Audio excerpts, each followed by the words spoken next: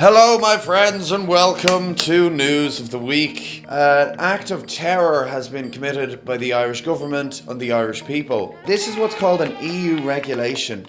We are no longer allowed to take our caps off our bottles. Oh, I know what you're saying. Oh, just get on with it. Just drink away. Oh, yeah, I'll drink from this. Watch.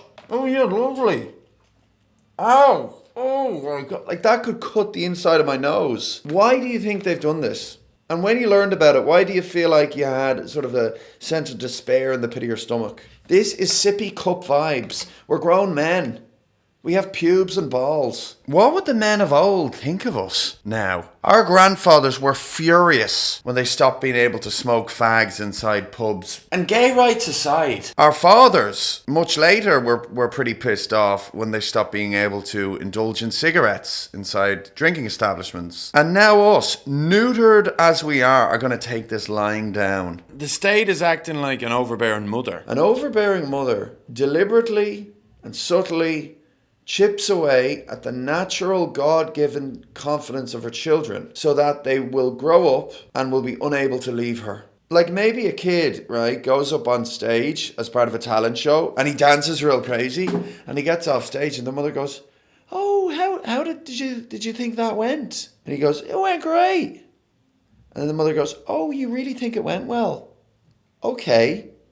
And the kid goes, "Oh, did it not go well?" And you do that for 18 years, and suddenly the kid's an emo, he's slitting his wrists, and you send him off to the doctor and you jack him up on fucking Prozac. Why would a government want to lower its people's confidence? Well, I think there's reasons. I think people who don't have confidence don't do anything except what they're told. Oasis are back together, guys. Oasis arguably lay claim to the last great rock album. Indefinitely Maybe, 1994. They followed up with 1995, What's the Story, Morning Glory. And ever since then, they've been completely shit. But Noel Gallagher absolutely swore that he would never get back with his brother.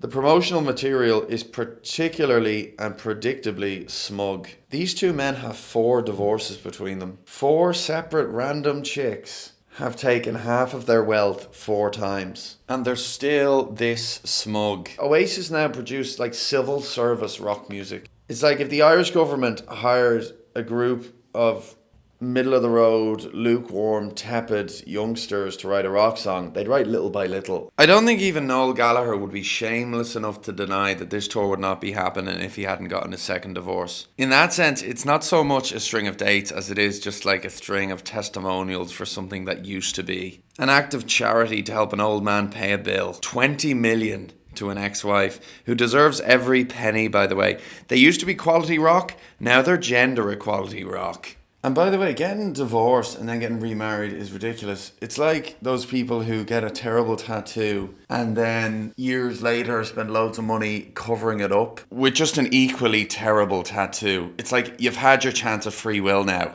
I think it's time for the conservatorship. Protests held as puberty blocker ban was extended to Northern Ireland. 100 people attended the protest about this. Only 100. There's 1.5 million people in Northern Ireland. I think they've only blocked it for kids like under 18.